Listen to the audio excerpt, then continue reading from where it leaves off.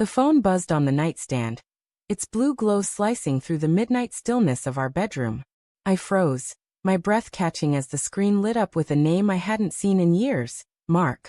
My wife, Elena, lay beside me, her breathing soft and even, oblivious to the vibration that felt like a gunshot in my chest. Why was her ex-husband texting her at 2:17 a.m.? My fingers hovered over the phone, trembling with a mix of dread and curiosity, the kind that makes your stomach twist into knots. I didn't touch it. Not yet. But that single buzz cracked something inside me. A hairline fracture in the trust I'd built with her over 7 years of marriage. The next morning, the kitchen smelled of burnt toast and Elena's lavender perfume. She moved with her usual grace, pouring coffee into my mug, her dark hair catching the sunlight streaming through the window. "You're up early," she said, her voice warm but distracted, her eyes flicking to her phone on the counter. I watched her type a quick reply, her thumb moving with a speed that suggested habit. "Work stuff," she offered unprompted, sliding the phone face down. My jaw tightened. Elena was a partner at a law firm, a CEO who thrived on control. Yet her explanation felt flimsy, like a curtain too thin to hide what was behind it. "Everything okay?" I asked, keeping my tone light, though my pulse thudded in my ears. She nodded, her smile tight, and changed the subject to our daughter Lily, who was upstairs getting ready for school. I wanted to believe her. I needed to. But the memory of that late-night text gnawed at me, a splinter I couldn't ignore. Mark had been out of our lives since the divorce, a distant figure who co-parented Lily with clinical precision, scheduled visits, polite emails, nothing more. Or so I'd thought. Over the next week, the signs multiplied, small but sharp, like shards of glass underfoot. Elena's phone was never far from her hand, its screen angled away from me. She laughed off my questions about her late nights at the office, her voice a touch too bright, her eyes avoiding mine. One evening, I found her in the living room, staring at a photo of Lily on her phone, her expression soft but heavy with something I couldn't name. Guilt, maybe, or longing. "You okay?" I asked again, hating how often I was asking that question. She blinked, startled, and tucked the phone away. "Just tired," she said, but her fingers lingered on the screen, as if reluctant to let go. I started noticing patterns. Her car was parked a block away from the house one night, though she claimed she'd come straight home. A receipt for a coffee shop I'd never heard of slipped out of her purse, dated for a time she'd said she was in a meeting. Each clue was small, dismissible, but together they formed a mosaic of doubt. My mind spun with rationalizations. She was stressed, overworked, planning a surprise. Anything but the unthinkable. Yet the unthinkable kept whispering, a voice I couldn't silence. What if she's seeing him again? The fracture widened one rainy afternoon when I picked up Lily from school. She was 6, all pigtails and boundless energy, chattering about a fun weekend with her dad. "He said Mommy might come too next time," she added casually, kicking her sneakers against the car seat. My grip tightened on the steering wheel, the wiper's rhythmic thud echoing my heartbeat. "Oh, when did he say that?" I asked, forcing a smile. Lily shrugged, oblivious to the storm brewing inside me. "Dunno. He just said it." That night, I couldn't wait any longer. Elena was in the study, her laptop casting a cold glow across her face. I stood in the doorway, my voice steady despite the chaos in my chest. "We need to talk."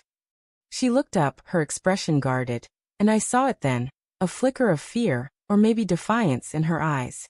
"What's wrong, David?" she asked, closing the laptop with a deliberate click. I didn't ease into it.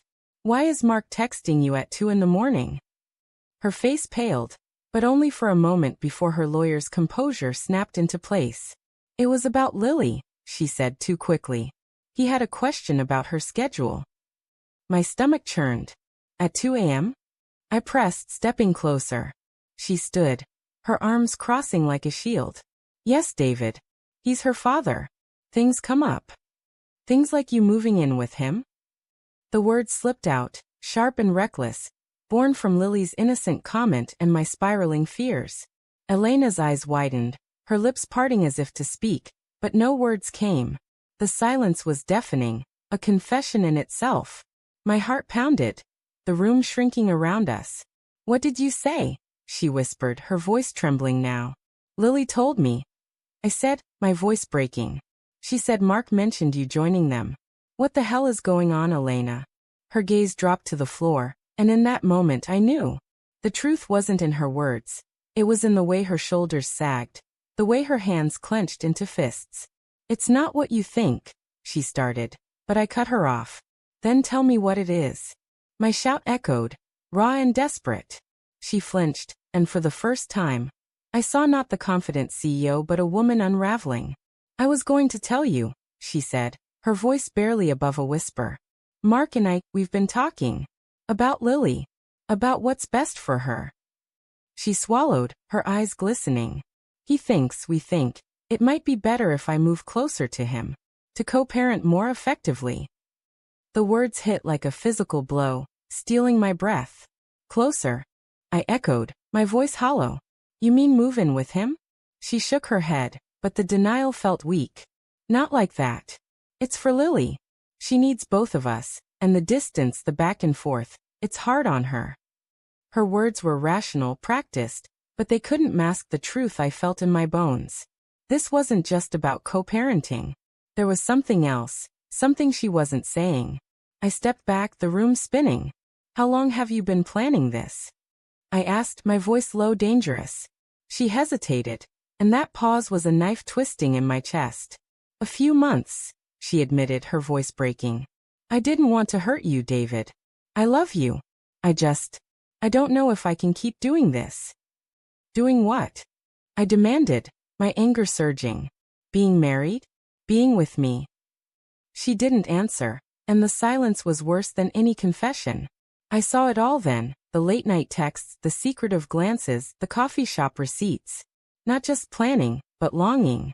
A pull back to a life she'd left behind, to a man she'd once loved. Maybe still did. I turned away, unable to look at her. The study's walls, lined with her law books and our wedding photos, felt like a mockery. David, please, she said, reaching for me, but I pulled away. I haven't decided anything, she pleaded. I'm just confused. I don't want to lose you. But she already had. The fracture was complete, the trust shattered beyond repair. I walked out of the study, her sobs echoing behind me, and stood in the hallway, staring at Lily's bedroom door. My daughter, the one constant in this storm, was asleep, unaware of the wreckage unfolding.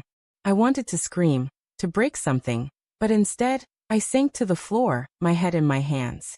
The next morning, Elena was gone. A note on the kitchen counter said she needed time to think, to figure out what was best for Lily. For us. But I knew the truth. She was with him, testing the waters of a life she thought she'd left behind. The betrayal wasn't just in her leaving. It was in the months of secrets, the slow erosion of our marriage while I'd been blind, trusting, loving her with everything I had. As I sat there, Lily's laughter drifted from the living room, oblivious to the void her mother had left. I clutched the note, its edges crumpling in my fist, and realized the twist. Elena wasn't just betraying me. She was betraying herself, chasing a past that would never be what she imagined. And I, the man who'd built a life with her, was left to pick up the pieces, wondering if love could ever feel safe again.